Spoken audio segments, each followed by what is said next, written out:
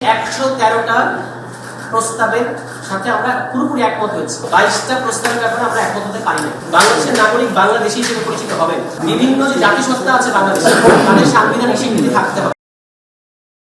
গুরুত্বপূর্ণ দুটো কমিশন এই আমাদের কাছে স্প্রেডশিট পাঠানো হয় না। একটা হচ্ছে পুলিশ সংস্কার কমিশন, আমরা মনে করি সবচেয়ে গুরুত্বপূর্ণ এই মুহূর্তে, এবং আরেকটা হচ্ছে স্থানীয় সরকার সংস্কার কমিশন। এই রিপোর্টগুলো আমরা দেখতে পাই এবং আমরা সেখানে আমাদের মতামত জানাতে পারি না। এই ব্যাপারে কমিশনের অবস্থান আমাদের কাছে জানতে চাই। এই কিন্তু আমাদের প্রশ্ন নিয়ে শুরু করেছি। এবার স্প্রেডশিটের উপর আমরা কিছু মন্তব্য আপনাদের করতে পারি। না, আমরা তো আজকে তাদের সাথে শুধু জমা দিয়েছি এবং আমরা লিখিত একটা প্রশ্ন লিখিত আকারে দিয়েছি। এরপর যখন আমরা তাদের সাথে বসবো এই প্রশ্নগুলো নিয়ে তাদের সাথে আমাদের আলোচনা করব। কিন্তু আমরা আজকে এই তিনটা কনসার্ন করতে পারি, প্রশ্ন করতে পারি, সেগুলো আমরা জানালাম তাদের। আচ্ছা, এবার হচ্ছে স্প্রেডশিটে 166টা যে প্রস্তাব ছিল বা যুক্তি ছিল করতে পারি, এন্ট্রি ছিল, সেটার মধ্যে আমরা একমত হতে পেরেছি 113টা প্রস্তাবের সাথে আমরা পুরোপুরি একমত হয়েছি। 29টা প্রস্তাবে আমরা আংশিক একমত হয়েছি এবং 22টা প্রস্তাবের ব্যাপারে আমরা একমত হতে পারি না। এখানে উল্লেখ থাকে যে এই যে একমত হয়েছে 113টা এবং আংশিক হয়েছে 29টা, আংশিক এবং সবটা মিলিয়ে বলতে গেলে 142টাতে আমরা একমত এবং আংশিক একমত হয়েছি। অনেকগুলোর ক্ষেত্রে এরকম হয়েছে যে একমত হওয়ার পরেও আমরা অনেকগুলো মন্তব্য করেছি, যে পাশে যে মন্তব্য আছে। আংশিক একমতের ক্ষেত্রেও যেখানে আমাদেরকে বেশি মন্তব্য করতে হয়েছে সেখানে আমরা আংশিক একমত চিক দিয়ে তারপর আমাদের মতামতটা রেখেছি এভাবে। আর যেগুলো একমত হয়নি সেগুলো আমরা কেন একমত হইনি সেখানে অল্প যেটুকু জায়গা আছে তার মধ্যে লিখেছি। সামনে যখন আমরা আরো বসবো তখন সেগুলো আমরা আরো ডিটেলস আমরা তাদেরকে বলবো। তো এই হচ্ছে, আমি আবার রিপিট করি যে 113টা প্রস্তাবে আমরা সরাসরি একমত হয়েছি, 29টার মধ্যে আমরা আংশিক একমত হয়েছি, 22টা প্রস্তাবে আমরা একমত হইনি। আচ্ছা, এবার আমাদের কিছু গুরুত্বপূর্ণ অনেকগুলো মন্তব্য আমরা করেছি, তার মধ্যে যেগুলো একদম বেশি জরুরি মনে করছি সেগুলো আপনাদেরকে আমরা জানাচ্ছি। যেমন তারা বলেছেন যে রাষ্ট্রভাষা। এই ঈদে জামা জুতো অ্যাকসেসরিজের ডিসকাউন্ট। রাষ্ট্রভাষা বাংলা, এর ব্যাপারে আমাদের আপত্তি নেই। আমরা বলেছি এটা শুড বি অফিশিয়াল ল্যাঙ্গুয়েজ, দাপ্তরিক ভাষা হওয়া উচিত। রাষ্ট্রভাষা না, দাপ্তরিক ভাষা। দাপ্তরিক ভাষা একটা একাধিক হবে কিনা সেটা অন্য আলোচনা, কিন্তু কথাটা হওয়া উচিত দাপ্তরিক ভাষা। আমি পৃথিবীতে ইন্ডিয়ার একটা দাপ্তরিক ভাষা, অফিশিয়াল ল্যাঙ্গুয়েজ, এটা রাষ্ট্রভাষা হয় না। ওনারা প্রস্তাব করেছিলেন, আমরা একমত হয়েছি, বাংলাদেশের নাগরিক বাংলাদেশী হিসেবে পরিচিত হবেন। এটা বিদ্যমান সংবিধানের দুই রকম করে আছে যে জনগণ বাঙালি আর নাগরিকরা বাংলাদেশী। এটাকে ওনারা একটাই দিয়েছেন যে বাংলাদেশের নাগরিকগণ বাংলাদেশী হিসেবে পরিচিত হবেন। আমরা সেটা একমত হয়েছি। পাশাপাশি আমরা মন্তব্য করেছি যে বিভিন্ন যে জাতিসত্তা আছে বাংলাদেশে, তাদের সাংবিধানিক স্বীকৃতি থাকতে হবে এবং মৌলিক অধিকার, তারা বলেছেন যে মৌলিক অধিকারের যে অংশটা দ্বিতীয় এবং তৃতীয় ভাগকে মিলিয়ে তারা মৌলিক অধিকার ও স্বাধীনতার নামকরণ করেছেন। এটাকে আমরা বলেছি এটা হওয়া উচিত, এখানে আরো থাকা উচিত প্রাণ প্রকৃতির সুরক্ষা, এটা মৌলিক অধিকার হিসেবে অন্তর্ভুক্ত করা প্রয়োজন। মৌলিক অধিকারের সীমা, এখানে প্রত্যেকটা মৌলিক অধিকারের ক্ষেত্রে আলাদা আলাদা সীমা দেওয়া আছে, তারা একটা সাধারণ সীমা কথা ভেবেছেন। আমরা বলেছি সাধারণ সীমা নির্ধারণের ক্ষেত্রে সর্বোচ্চ আদালতের এখতিয়ার সুনির্দিষ্ট করতে হবে। আদালতের এখতিয়ারটা কিরকম হবে সেটা স্পেসিফিক করতে হবে। আমরা দেখেছেন যে তারা একটা প্রস্তাব করেছেন যে 10% প্রত্যেকটা দলকে 10% তরুণ তরুণী মনোনয়ন দিতে হবে। আমরা বলেছি তরুণ তরুণী বিবেচিত হবার যে সর্বোচ্চ বয়স সীমাটা কত সেটা নির্দিষ্ট করতে হবে। সেক্ষেত্রে আমরা বলেছি যে 35 বছর বয়সে আমরা তরুণ তরুণী পর্যন্ত ধরতে পারি, মানে ধরা উচিত হবে, মানে সর্বোচ্চ বয়স সীমাটা 35। গতকালকে আমরা এটা আপনাদেরকে বলেছি যে 21 না 23, যে ন্যূনতম প্রার্থী হবার যে বয়স 21 না, আমরা বলেছি 23 হওয়া উচিত। ডেপুটি স্পিকার তারা দুজন প্রস্তাব করেছেন, আমরা বলেছি একজন হওয়া যথেষ্ট, এটা বিরোধী দল থেকে হওয়া উচিত। প্রধানমন্ত্রী, সংসদ নেতা এবং মানে দলীয় প্রধান একই ব্যক্তি যেন না হয় এটা প্রস্তাব তারা করেছেন। আমরা বলেছি প্রধান, এটা ঠিক আছে, কিন্তু প্রধানমন্ত্রী ও সংসদ নেতা একই ব্যক্তি হতে পারেন, তবে এক্ষেত্রে প্রধানমন্ত্রী হবেন মন্ত্রীদের মধ্যে ফার্স্ট অ্যামং দ্য ইকুয়ালস। এখন যেমন তিনি মন্ত্রীদের প্রধান, আমরা বলছি তিনি ওই মন্ত্রিসভার মধ্যে প্রথম ব্যক্তি, মানে সবার মধ্যে প্রথম, ফার্স্ট অ্যামং দ্য ইকুয়ালস। এর বাইরে তার কোনো আলাদা প্রধানের যে স্ট্যাটাস সেটা না থাকুক, তাহলে আর এই যে প্রধানমন্ত্রী সংসদ নেতা একই ব্যক্তি হতে বাধা থাকবে না। তারা বলেছেন অর্থ বিল ছাড়া দলীয় সিদ্ধান্তের বাইরে মতামত দেওয়া যাবে। আমরা বলেছি এর পাশাপাশি দলের বিরুদ্ধে যে অনাস্থা ভোট, এটার ক্ষেত্রে এটাও অন্তর্ভুক্ত করা উচিত। অর্থাৎ অর্থ বিল এবং দলের বিরুদ্ধে অনাস্থা ভোট ছাড়া অন্যান্য সকল ক্ষেত্রে স্বাধীন মতামত দিতে পারবেন সংসদ সদস্যরা। আরেকটা যেটা আমাদের জন্য খুবই গুরুত্বপূর্ণ, আপনারা জানেন যে 2 হাউসের প্রস্তাব এসেছে দ্বিকক্ষ বিশিষ্ট পার্লামেন্ট। এক্ষেত্রে আমরা বলেছি যে উচ্চ কক্ষের প্রার্থী এটা আপনাকে নির্বাচনের আগেই ঘোষণা করতে হবে। যেটা অন্যান্য দলগুলো চাচ্ছে না। আমরা বলেছি নির্বাচনের আগে কেন এটা আমরা বলছি না, ভোট কিন্তু কারেন্ট যে প্রস্তাব তার মধ্যে ভোট একজন ভোটার কিন্তু একটাই ভোট দেবে, ওই একটা ভোটেই আপনার ওই ভোটের পার্সেন্টেজ জমা হবে। সেক্ষেত্রে আমার জানার অধিকার আছে যে আমার ভোটে উচ্চ কক্ষে কে যাচ্ছে। আমি যদি সেটা না জানি এবং আমি ভোট দিয়ে দিলাম, একটা দল 35% ভোট পেলে এবং 35 জন আপার চেম্বারে গেল এবং তারা তাদের মতো করে 35 জনকে দিয়ে দিল। কিন্তু যদি ইলেকশনের আগেই মানে তালিকাটা থাকে, তাহলে আমি ভোট দেওয়ার ক্ষেত্রে লোয়ার হাউসের ক্ষেত্রে ভোট দেওয়ার ক্ষেত্রে আমি বিবেচনা নেব যে আপার হাউসের ওই দলের প্রার্থীর ব্যাপারগুলো ঠিক আছে কিনা। যদি আমার কাছে পছন্দ হয় তাহলে আমার ভোটের বিবেচনা বদলে যাবে। এই জন্য আমরা বলেছি যে উচ্চ কক্ষের ক্ষেত্রে যেমন আপনাকে যেমন লোয়ার হাউসের আগেই ঘোষণা করতে হবে, উচ্চ কক্ষের ক্ষেত্রে আগে ঘোষণা করতে হবে। প্রধানমন্ত্রী রাষ্ট্রপতিকে পরামর্শ দিতে পারবেন, তবে সেটা সব ক্ষেত্রে আইনি বাধ্যবাধকতা থাকবে না, এখন যেভাবে থাকে। এই ঈদে জামা জুতো অ্যাক্সেসরিজের ডিসকাউন্ট।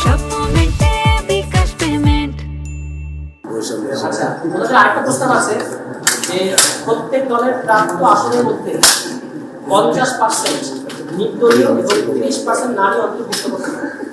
মানে উচ্চকক্ষে এক একটা দল যতগুলো আসন পাবে তার মধ্যে 50% দিতে হবে নির্দলীয় ব্যক্তি থেকে, 30% দিতে হবে নারীদের। আমরা বলেছি যে যেহেতু লোয়ার হাউসে 100 জন নারী সদস্য যাচ্ছে, সেক্ষেত্রে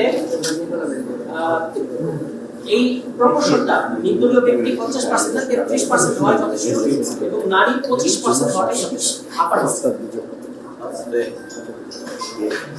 উচ্চকক্ষের সদস্যদের নিম্ন মানে সর্বনিম্ন বয়স তারা 35 বছর প্রস্তাব করেছেন। আমরা বলেছি এটা 33 করা দরকার, এবং তারা একটা শিক্ষাগত যোগ্যতা দিয়েছেন যে স্নাতক। আমরা বলেছি তারাই আবার বলেছেন কিন্তু যে পিছিয়ে পড়া জনগোষ্ঠীর প্রতি একটু উচ্চকক্ষে থাকতে হবে, সেক্ষেত্রে আমরা বলেছি শিক্ষাগত যোগ্যতার মানটা উঠিয়ে দিতে হবে। স্থানীয় সরকার নির্বাচন করবে নির্বাচন কমিশন, এবং সেটা তারা বলেছেন যে জাতীয় নির্বাচনের আগে হবে। আমরা বলেছি দরকার নেই, এটা বছর জুড়ে হতে হবে। আর দুদকের ক্ষেত্রে ন্যায়পাল নিয়োগের বাধ্যতা থাকতে হবে। দুদক কমিশনার নিয়োগের ক্ষেত্রে কিছু প্রতিষ্ঠানে 15 বছর চাকরির অভিজ্ঞতার কথা তারা বলেছেন। আমরা বলেছি 10 বছর থাকলেই চলবে। বিচারের ক্ষেত্রে সুপ্রিম কোর্ট এবং অধস্তন আদালতের বিচারক এবং সকল আদালতের সহায়ক কর্মকর্তা কর্মচারীদের সম্পত্তির বিবরণ ও প্রকাশ 3 বছর অন্তর প্রকাশ করার কথা তারা বলেছেন। আমরা বলেছি প্রতি অর্থ বছরে, প্রত্যেক অর্থ বছর আমরা এই পরে হিসাব দিতে হয়, তখনই দিতে হবে প্রত্যেক বছর। জেলা প্রশাসন জনপ্রশাসনের ক্ষেত্রে তারা প্রস্তাব করেছেন যে জেলা ম্যাজিস্ট্রেটের মামলা গ্রহণের ক্ষমতা থাকা দরকার। আমরা বলেছি এটা কোনো দরকার নাই, কারণ বিচার বিভাগ ছাড়া বিচারের ক্ষমতা বিচার বিভাগের বাইরে অন্য কোনো পেশাজীবীদের হাতে থাকা উচিত হবে। পাবলিক সার্ভিস পুনর্গঠন কমিশন প্রস্তাব করেছেন তারা, সেক্ষেত্রে আমরা বলেছি আরো সুনির্দিষ্ট হওয়া দরকার এভাবে যে জেনারেল সার্ভিসগুলোর জন্য একটি জেনারেল সার্ভিস কমিশন, কারিগরি সার্ভিসগুলোর জন্য একটি কারিগরি সার্ভিস কমিশন এবং শিক্ষা সার্ভিস কমিশন আলাদা করা যেতে পারে। শিক্ষা সংসদের স্থায়ী কমিটির সভাপতি পদে বিরোধী দলের সদস্যদের নিয়োগ দেওয়ার কথা বলেছেন। এটা জনপ্রশাসনের প্রস্তাব এসেছে। আমরা বলছি আমরা নীতিগতভাবে এটার সাথে একমত, কিন্তু এটা জনপ্রশাসনের এখতিয়ারের মধ্যে পড়ে বলে আমরা মনে করি তাই প্রস্তাব না। একটা জিনিসের আমরা খুব বড়তর বিরোধিতা করেছি জনপ্রশাসন সংস্কারের, সেটা হচ্ছে প্রাদেশিক শাসন ব্যবস্থা। আমরা বলেছি এই ধারণা বিপজ্জনক, সুতরাং এটা নিয়ে কোনো আলোচনারই দরকার নেই, এটা পত্রপাঠ বিদায় করে দেওয়া দরকার। এটা বাংলাদেশের জন্য ভালো কিছু হবে। জেলা পরিষদ বিলুপ্তির কথা এসেছে প্রস্তাব, আমরা বলেছি জেলা পরিষদ থাকা প্রয়োজন। পৌরসভার চেয়ারম্যানরা ওয়ার্ড মেম্বারদের ভোটে নির্বাচিত হবে, এরকম একটা কথা চেষ্টা করছি না। পৌরসভার চেয়ারম্যানরা সরাসরি ভোটে সেভাবে নির্বাচিত হতে হবে। উপজেলা পরিষদের ভাইস চেয়ারম্যান পদটি বিলুপ্তির কথা এসেছে, আমরা বলেছি এই পদটা থাকা দরকার। ইউনিয়ন পরিষদ নির্বাচনে আমরা বলেছি প্রত্যক্ষ ভোটের বিধান থাকা দরকার। স্বতন্ত্র ভূমি আদালত, এখানে একটা জিনিস উল্লেখ করা আপনাদের জন্য প্রাসঙ্গিক হবে, আপনাদের জন্য সুবিধা হবে যে আমরা সবচেয়ে বেশি দ্বিমত বা একমত হইনি আসলে জনপ্রশাসন সংস্কারের সাথে এই কমিশনের সাথে। তারা তাদের 12টা প্রস্তাবের সাথে আমরা একমত হয়েছি, 11টার সাথে আমরা একমত হতে পারিনি, 3টার সাথে আংশিক একমত হয়েছি। এখন তারা স্বতন্ত্র ভূমি আদালতের কথা বলেছেন, সেক্ষেত্রে আমরা বলেছি বিভাগীয় পর্যায়ে ভূমি আদালত স্থাপন করা হলে তার অবস্থান ও উচ্চ আদালত হবে। উদাহরণ দেখেছি সেক্ষেত্রে তারা সংবিধানের বড় কোনো পরিবর্তনের ক্ষেত্রে গণপরিষদ নির্বাচনের আয়োজন করেছে। ডমিনিকান রিপাবলিকে এই পর্যন্ত 32টা সংবিধান গ্রহণ করা হয়েছে, থাইল্যান্ডে 20টা সংবিধান গ্রহণ করা হয়েছে, ভেনেজুয়েলায় 20টা সংবিধান, তাতে করে দেশ পৃথিবীতে ঘুরে যায়। ফলে এই আলোচনাগুলো যারা করেন যে বাংলাদেশের ইতিমধ্যে একটা রাষ্ট্র আছে, একটা সংবিধান আছে, আবার কেন দরকার, তারা ঠিক দাবি করেন বলে আমাদের কাছে মনে হয়। আমরা বলেছি যে গণপরিষদের মাধ্যমে কারা গণপরিষদে যাবে, জনগণের নির্বাচিত প্রতিনিধিরা গণপরিষদে যাবে। অর্থাৎ আগামী নির্বাচন সরকারকে সিদ্ধান্ত নিতে হবে জাতীয় রাজনৈতিক ঐক্যমত্যের ভিত্তিতে যে আগামী নির্বাচনটা গণপরিষদ নির্বাচন হবে। অর্থাৎ যারা নির্বাচনের মধ্যে দিয়ে বিজয়ী হবে, জনগণ যাদেরকে ভোট দেবে, তারা গণপরিষদ সদস্য হিসেবে সংসদে যেটা বলি বা মানে কনস্টিটিউয়েন্ট অ্যাসেম্বলি সেখানে তারা যাবে। এবং আমরা এটা বলেছি যে গণপরিষদটা একটা স্বল্প মেয়াদের ব্যাপার, সেটা 120 দিন হতে পারে, 6 মাস হতে পারে। গণপরিষদ শেষ হওয়ার পরে ওই নির্বাচিত বডি পার্লামেন্টে রূপ দিতে পারে। এরকম উদাহরণ কিন্তু অনেক জায়গায় আছে, যেটা আমাদের আগের প্রস্তাব। কমিশন কিন্তু যেভাবে বলেছে, আপনারা খেয়াল করে তাদের ভাষাটা যে এই ঈদে জামা জুতো অ্যাক্সেসরিজের ডিসকাউন্ট।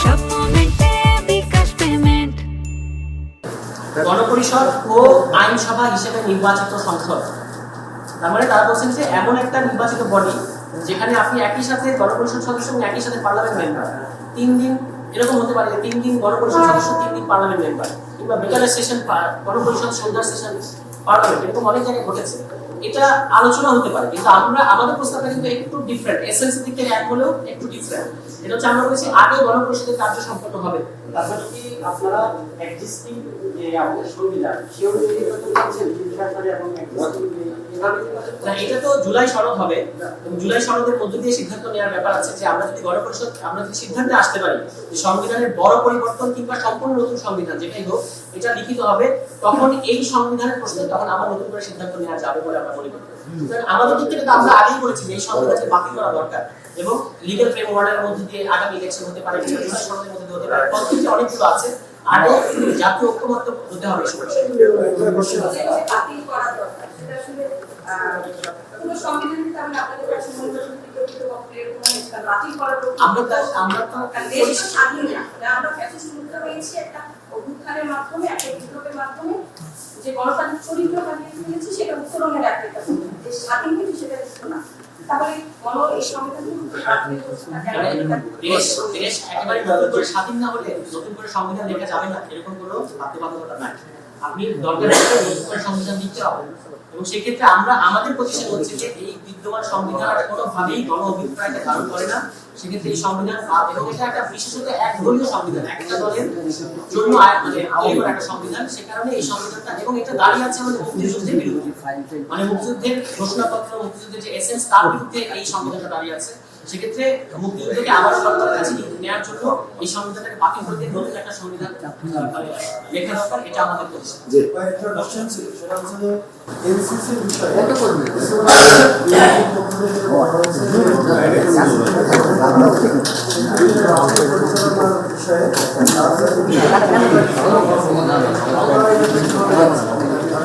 না, এটা তো এনসিসি তো না, এটা হবে না সেটা খুব নির্দিষ্টভাবে বলে যায় সাংবিধানিক প্রতিষ্ঠানগুলো নিয়োগ সহ অন্যান্য ব্যাপারে। আর যখন নির্বাচনটা সময় থাকবে তখন তো সেটা খুবই অল্প সময়, 70% ফলে রাজনীতিবিদদের বা রাজনৈতিক আপনার প্রধানমন্ত্রী এরা যাচ্ছেন, রাষ্ট্রপতি যাচ্ছেন, যারা আসলে কোনো না কোনো দলের থেকেই যাবে, এবং বিরোধী দলের সদস্যও যাবে সেখানে। ফলে আমাদের কাছে মনে হয় না যে রাজনীতিবিদদের ক্ষমতা কতটা করা হবে, বরং এটা একদিক থেকে ভালো যদি এটাকে তার জুরিসডিকশনের মধ্যে আমরা রাখতে পারি, তাহলে সাংবিধানিক প্রতিষ্ঠানগুলোর মধ্যে একটা নজরদারি থাকে।